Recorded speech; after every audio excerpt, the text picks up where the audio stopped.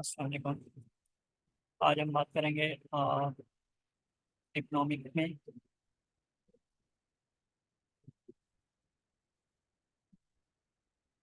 Economics के जो है इम्पोर्टेंट सवाल कौन कौन से होते हैं, ठीक है। तो फर्स्ट हमारे पास सवाल जो है शॉर्ट सवाल, क्वेश्चन नंबर 1 कह लें इसको, कि आपसे पूछा जाएगा डिमांड क्या होता है, व्हाट इज डिमांड। ठीक है, डिमांड क्या है। तो हमें डेफिनेशन लिखनी है willingness and ability, willingness and ability to purchase या बाय इट। ठीक है, ये डेफिनेशन हमारी जो है वो डिमांड की।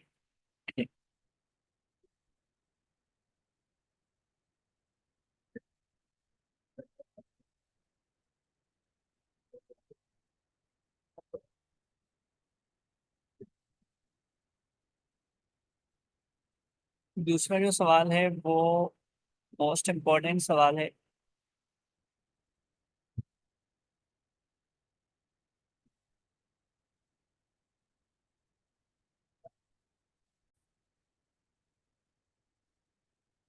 अस्सलाम वालेकुम। इकोनॉमिक के इम्पोर्टेंट सवाल।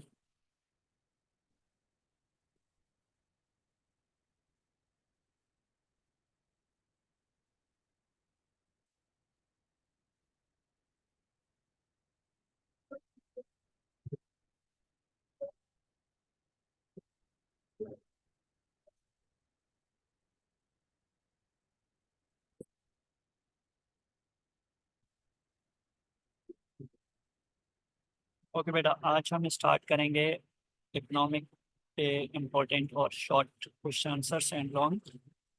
तो फर्स्ट हमारे पास है डिमांड।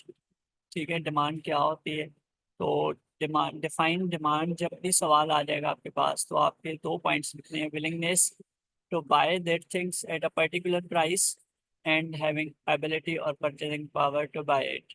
ठीक है, दो पॉइंट्स जब भी सेटिस्फाइड हो जाएंगे तो इसका मतलब है ये डिमांड की डेफिनेशन फुलफिल हो गई हमारी। ठीक है, इसमें और कुछ नहीं लिखना है, दो पॉइंट्स ही लिखने हैं। सेकंड सवाल पे हम आ रहे हैं।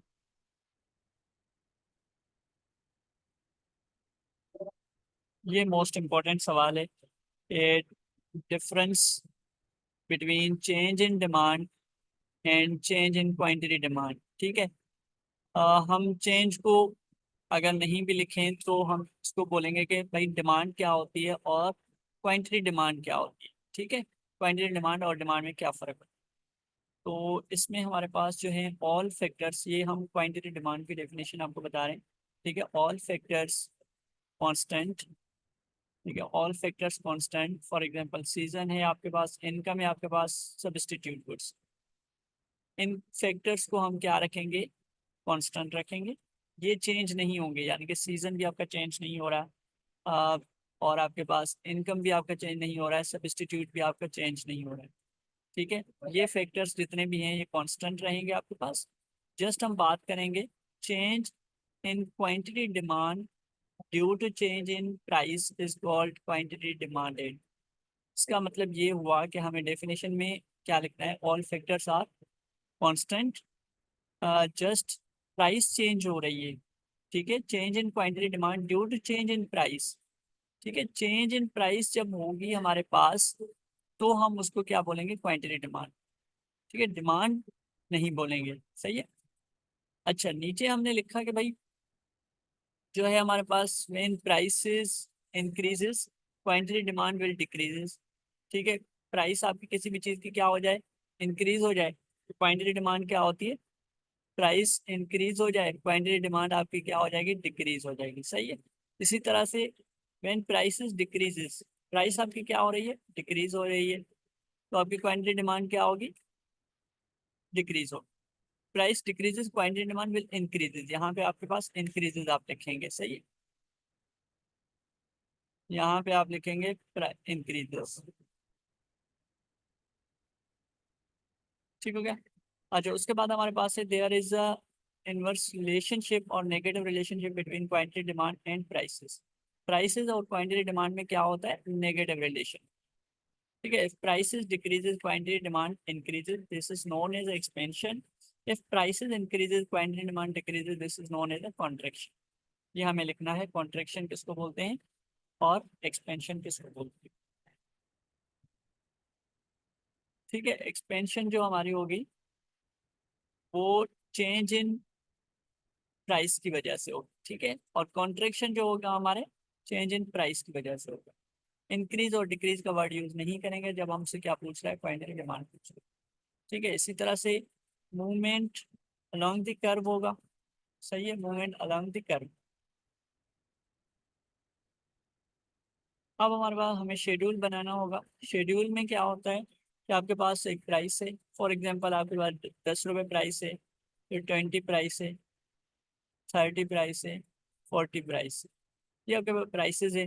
क्वांटिटी डिमांड आप 10 पे फॉर एग्जांपल 100 जो है यूनिट्स आप परचेज करते थे, यहाँ पे आप क्या करेंगे 200 यूनिट्स परचेज करेंगे। और 30 पे 300 यूनिट्स परचेज करेंगे, 40 पे सॉरी ये हमारे पास जो है वो 10 पे आप 10 यूनिट परचेज कर रहे हैं या 100 यूनिट्स परचेज कर रहे हैं। जैसे ही प्राइस बढ़ती जा रही है आपको क्या करना पड़ेगा,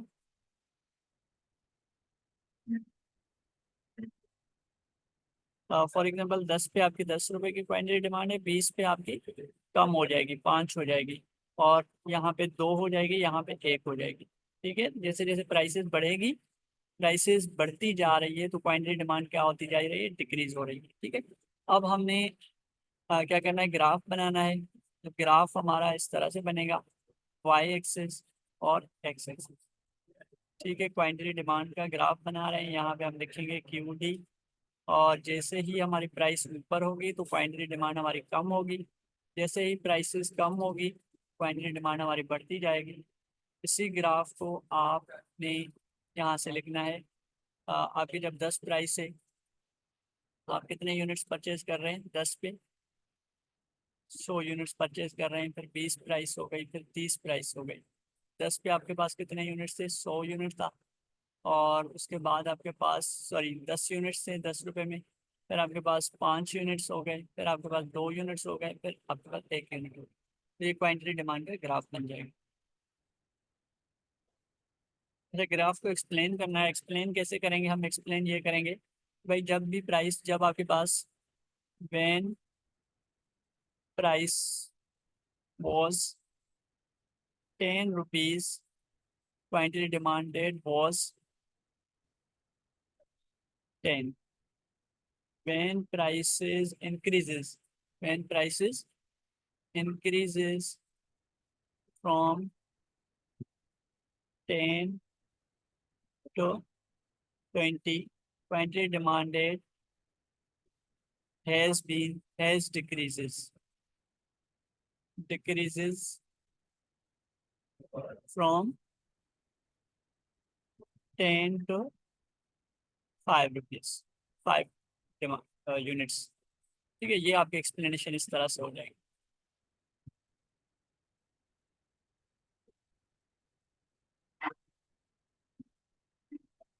change in demand, change in demand में क्या होता है भाई, चेंज इन डिमांड में हम क्या लिखते हैं, change in demand, change in demand due to change in other factors. किसी और फैक्टर्स की वजह से क्या हुआ है, डिमांड आपकी चेंज हुई है। Price is called other than price is called change in demand. अब चेंज इन डिमांड इनकम की वजह से हो सकता है, चेंज इन फैशन की वजह से हो सकता है, कॉम्प्लीमेंट्री गुड्स सब्सटीट्यूट गुड्स की वजह से हो सकता है, सीजन की वजह से हो सकता है, तो और भी बहुत सारे रीजन हो सकते हैं जिसकी वजह से डिमांड चेंज होगी, प्राइस हमारी क्या होगी, कांस्टेंट होंगी इसमें। ठीक है, हमने लिखा है other than price, other factor than price, price के अलावा जितने भी फैक्टर्स हैं उनकी वजह से आपकी डिमांड क्या हो रही है, चेंज हो रही है।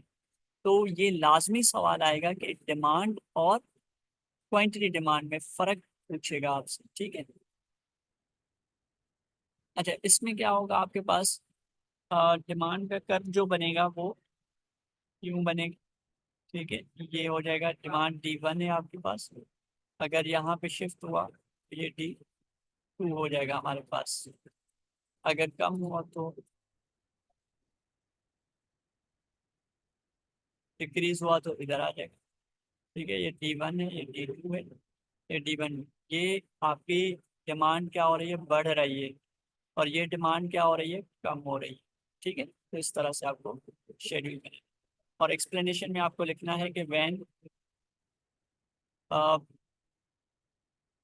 Any factor has changed due two factors demand increases और डिक्रीजेस, जो भी आपका केस होगा वो बताएंगे आप। ठीक है, यहाँ पे आप बताएंगे इंक्रीज हो गई, यानी कि आपने कहा कि भाई सीजन चेंज हुआ तो हमारी डिमांड आइसक्रीम की इंक्रीज हो गई, और सीजन जैसे ही चेंज हुआ तो आइसक्रीम की डिमांड क्या होगी, डिक्रीज होगी। तो ये एक्सप्लेनेशन में आपको 2 से 3 लाइनें खुद से लिखनी है। ठीक है, चलो next,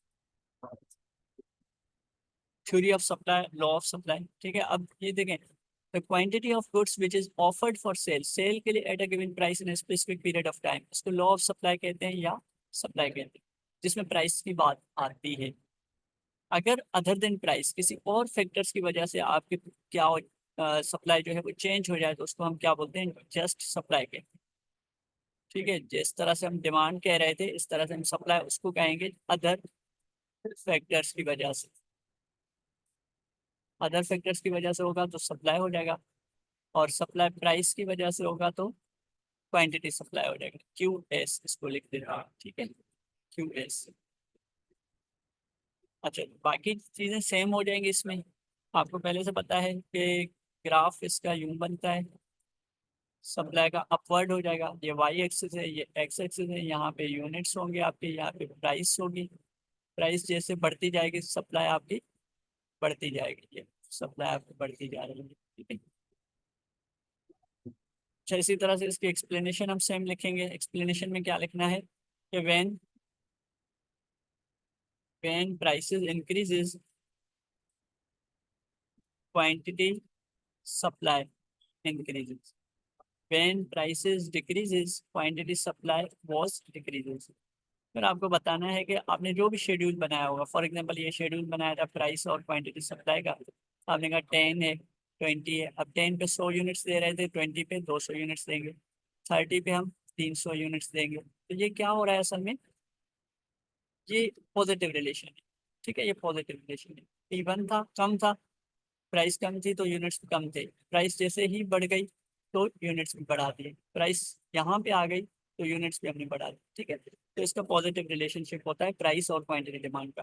there is a positive relationship, positive relationship, relation क्या होता है, पॉजिटिव होता है, किस चीज़ का, प्राइस का और क्वांटिटी सप्लाई का। ठीक हो गया। अच्छा नेक्स्ट सवाल देख लें, supply versus stock. Supply stock क्या होता है, ये आपकी डेफिनेशन है सप्लाई स्टॉक की, आप रीड आउट कर लीजिएगा। इक्विलिब्रियम, इक्विलिब्रियम का वर्ड का मतलब होता है सेम पॉइंट, ऐसा पॉइंट। ठीक है, is a point, is a point where supply equal to demand, ऐसा पॉइंट जिसपे सप्लाई आपकी क्या हो, सप्लाई इक्वल हो डिमांड की, इस पॉइंट को हम क्या बोलेंगे, इक्विलिब्रियम बोलेंगे। ठीक है, quantity supplied equal to quantity demanded is called equilibrium point. यहाँ नीचे हमने मैथमेटिकली लिख लिया, quantity demand is equal to quantity supply, और प्राइस भी हमारी क्या होगी, quantity supply equal to quantity demand, या quantity demand equal to supply equal to price. For example 10 price है, 100 यूनिट हम सप्लाई डिमांड कर रहे हैं, तो 100 यूनिट हमारी क्या होगी, सप्लाई होगी। इस पॉइंट को हम क्या बोलेंगे, इक्विलिब्रियम पॉइंट बोलेंगे। ठीक है, इक्विलिब्रियम का आसान सा एक ग्राफ होता है, ये सप्लाई कर्व है और ये आपका डिमांड कर्व है, ये डिमांड हो गया, ये सप्लाई हो गया, इस पॉइंट पे इंटरसेक्ट कर रहे हैं। यहाँ पे कोई सी भी प्राइस हो सकती है, फॉर एग्जांपल 10 प्राइस है, 100 यूनिट्स हम क्वांटिटी सप्लाई भी कर रहे हैं और क्वांटिटी डिमांड भी कर रहे हैं। ये एक्स एक्सिस है, ये वाई है, जिसको हम प्राइस बोलेंगे। ठीक है, इसका शेड्यूल बनेगा, यहाँ पे प्राइस आ जाएगा, यहाँ पे क्वांटिटी सप्लाई आ जाएंगे, यहाँ पे क्वांटिटी डिमांड आ जाएगी। फॉर एग्जांपल 10 रुपये प्राइस है आपकी, 100 यूनिट क्वांटिटी सप्लाई है, डिमांड भी यही है। ठीक है, 11 करेंगे तो ये चेंज हो जाएंगे दोनों, और 12 करेंगे तो ये चेंज हो जाएंगे दोनों, कोई सी भी आप प्राइस और यूनिट्स लिख सकते हैं। ठीक है, यहाँ पे फॉर एग्जांपल आप कहेंगे डिमांड आपकी हो जाएगी 80 और क्वांटिटी सप्लाई आपकी क्या हो जाएगी 110 हो जाएगी, और यहाँ पे क्वांटिटी डिमांड और कम हो जाएगी 70 हो जाएगी, यहाँ पे 120 हो जाएगी। तो ये बराबर नहीं आ रहे हैं, यही पॉइंट है जहाँ पे आपका कौन सा पॉइंट आ रहा है, इक्विलिब्रियम। अच्छा, यहाँ पे आपको लिखना है इक्विलिब्रियम। ठीक है, बिजनेस साइकिल ये हम डिस्कस कर चुके हैं। Business cycle, economic cycle, trade cycle, कोई सा भी वर्ड आपको घुमाने के लिए दे सकता है। तो ये इसकी डेफिनेशन है, और ग्राफ हम दोबारा से बना देते हैं। ठीक है, ये हमारा टाइम पीरियड होता है और ये हमारी जीडीपी होती है। ठीक है, ये हमारे फेजेस के हिसाब से जो है वो यहाँ पे इंट्रोडक्शन आ जाएगा, यहाँ पे बूम आ जाएगा, यहाँ पे आपका डिप्रेशन आ जाएगा, और यहाँ पे आपका रिसेशन आएगा, और यहाँ पे आपकी रिकवरी फेज आ जाएगा। ठीक है, अच्छा, ये डेफिनेशन लिखने के बाद आपको क्या करना है, ग्राफ बनाना, डायग्राम बनानी है, और उसके बाद आपको फेजेस को एक्सप्लेन करना, ये सारे फेजेस आपको एक्सप्लेन। इंटरनेशनल ट्रेड और डोमेस्टिक ट्रेड, डोमेस्टिक को हम लोकल ट्रेड भी कहते हैं। Define international trade, domestic trade, तो ये डेफिनेशन कंप्लीट हमें लिखनी है। मूविंग इन टू डायरेक्शन का मतलब क्या होता है, मूव करते हैं हम दो डायरेक्शन में, एक हम एक्सपोर्ट करते हैं और दूसरा हम क्या करते हैं, इम्पोर्ट करते हैं, तो उसको क्या कहते हैं हम, दो डायरेक्शन में मूव होता है। Flow into country is import, और फ्लोइंग आउट कंट्री, कंट्री के इन जो फ्लो हो रहा है उसको हम इंपोर्ट बोलते हैं, आउट जो हो रहा है उसको एक्सपोर्ट बोलते हैं। ये कंप्लीट डेफिनेशन हमें लिखनी है एक्सपोर्ट और इंपोर्ट की। इंटरनेशनल ट्रेड और डोमेस्टिक ट्रेड के जो है वो डिफरेंसेस हमें लिखने हैं, ये मोस्ट इम्पोर्टेंट सवाल है। और देन हमारे पास एडवांटेजेस हैं। ठीक है, एडवांटेजेस आपके इंटरनेशनल ट्रेड के आ गए, डिसएडवांटेजेस आ गए। उसके बाद मोनोपोली क्या होता है, और परफेक्ट कॉम्पिटिशन। इसमें एक चीज लिखिएगा, मोनोपोली के अंदर दो वर्ड्स हैं, मोनो मीन सिंगल, और poly mean many. Single seller, many buyer, ये चीज आप पहले से लिखने के बाद जो है वो डिफरेंस यूज करिएगा। Balance of trade and balance of payment, balance of trade की डेफिनेशन है, और बैलेंस ऑफ पेमेंट की, बैलेंस ऑफ ट्रेड सरप्लस कब होता है। ठीक है, हमारे पास 3 पॉइंट्स हैं। अच्छा, इसको देख लें। बैलेंस ऑफ ट्रेड की पहले तो हम डेफिनेशन लिख लेंगे, यहाँ पे डेफिनेशन आने के बाद 3 पॉइंट्स होंगे। फर्स्ट पॉइंट में क्या होता है कि when export greater than import, यानी कि आप लिखेंगे export, export greater than import, तो आपके पास क्या आ जाएगा, सरप्लस या फेवरेबल आ जाएगा। क्या फेवरेबल आ जाएगा, बैलेंस ऑफ ट्रेड। ठीक है, इसको कंप्लीट इस इक्वेशन में लिखेंगे डेफिनेशन के बाद। देन हमारे पास सेकंड, एक्सपोर्ट लेस, इसी तरह से लिखना है, export less than import unfavourable deficit, और दोनों इक्वल जब होंगे तो क्या होगा, बराबर होगा। एक्सपोर्ट इक्वल टू इंपोर्ट होगा तो बैलेंस ऑफ ट्रेड जो है वो इक्वल हो जाएगा। ये 3 कंडीशन मैथमेटिकली लिखनी है हमें। इसी तरह से बैलेंस ऑफ पेमेंट भी डेफिनेशन, डेफिनेशन के बाद ये 3 जो हैं वो हमें नंबर 1, नंबर 2, नंबर 3 जो है वो क्या करना है, मैथमेटिकली फॉर्म में लिख, यानी कि इसमें हमें लिखना होगा receiving greater than payment, payment greater than receiving, या पेमेंट इक्वल टू रिसीविंग। ये आपका बैलेंस ऑफ पेमेंट हो जाएगा, ये आपका फेवरेबल हो जाएगा, ये अनफेवरेबल हो जाएगा। मैथमेटिकली हर लाइन के बाद आपको तीनों चीजें लिखनी है। करेक्टर ऑफ टैक्स, टैक्स के छोटे से करेक्टरिस्टिक्स हैं हमारे पास, ये हमने पढ़े हुए हैं। कैनन ऑफ टैक्सेशन, यानी कि गुड टैक्सेशन सिस्टम क्या होता है, ये भी आप याद कर लीजिएगा। एडवांटेजेस, कौन से एडवांटेजेस हैं। ठीक है, टाइप ऑफ बजट, बजट के जो टाइप्स होते हैं main, estimated revenue equal to estimated, यहाँ पे हम लिखेंगे revenue equal to expenditure is called balance budget, ये मैथमेटिकली। सरप्लस कब होगा, रेवेन्यू जब ग्रेटर देन होगा एक्सपेंस से, तो हमारा सरप्लस बजट होगा। रेवेन्यू कम होगा एक्सपेंस से, तो हमारा डेफिसिट बजट होगा। ये तीनों इक्वेशन हमें लिखनी है। Public and private finance, dissimilarities और सिमिलरिटीज आ जाएगा, मार्शल और रॉबिन की डेफिनेशन, इकोनॉमिक की डेफिनेशन, माइक्रो मैक्रो की डेफिनेशन। माइक्रो का मीन होता है एक्सट्रीमली स्मॉल और ये होता है लार्ज। लार्ज लेवल पे जब जाएंगे तो हम कंट्री का एग्जांपल देंगे या इंडस्ट्री का एग्जांपल देंगे, ठीक है। मनी की definition, qualities of good money, function of money,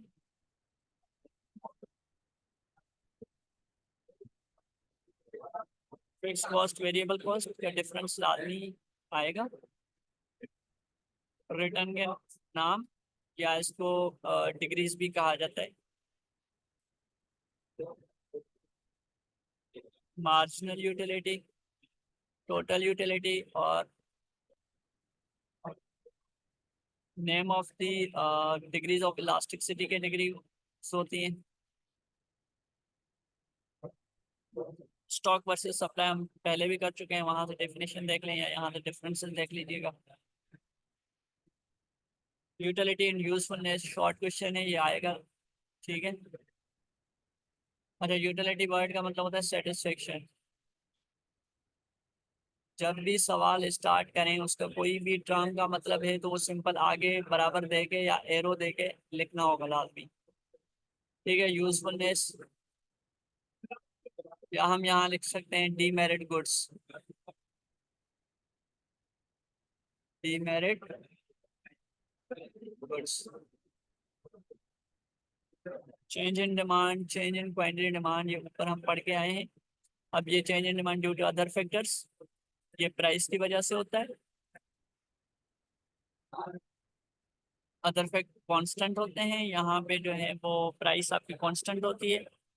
और demand change in two ways, increase decrease, ये हमने ये कर दिया। ये आपका इंक्रीज हो रहा है, डिक्रीज हो रहा है, ये इंक्रीज हो रहा है, ये आपका डिक्रीज हो रहा है, ठीक है। ये डिमांड कर्व है, ये वाई एक्सिस, ये एक्स एक्सिस, ठीक है। तीन ग्राफ्स बन गए चेंज इन डिमांड में। अगर क्वांटिटी डिमांड होगा तो कर्व एक ही बनेगा, प्राइस जस्ट हमें चेंज करनी पड़ेगी। एक ही कर्व पे तीन प्राइसेस हो रही हैं, P1 है, P2 है, P3 है। Y axis, X axis demand, quantity demand, units, units, यहाँ पे प्राइस, ठीक है। ये दोनों ग्राफ्स आपको अलग से बनाने हैं। प्रोडक्शन की डेफिनेशन है, प्रोडक्शन एक प्रोसेस होता है। इनपुट या रॉ मटेरियल को हम फिनिश गुड में चेंज कर देते हैं। जो प्रोसेस होता है उसमें चार चीजें लगती हैं, लेबर है, लैंड है, कैपिटल है, organisation. Point elasticity and arc elasticity, इसके डिफरेंसेस हैं। ये दो ग्राफ्स हैं, उसमें एक पॉइंट आ रहा है तो पॉइंट इलास्टिसिटी होता है, यहाँ पे दो पॉइंट्स आ रहा है तो इसको आर्क इलास्टिसिटी कहते हैं। Difference between direct tax, indirect tax, advantages, disadvantages, type of paper money, elasticity के काइंड्स,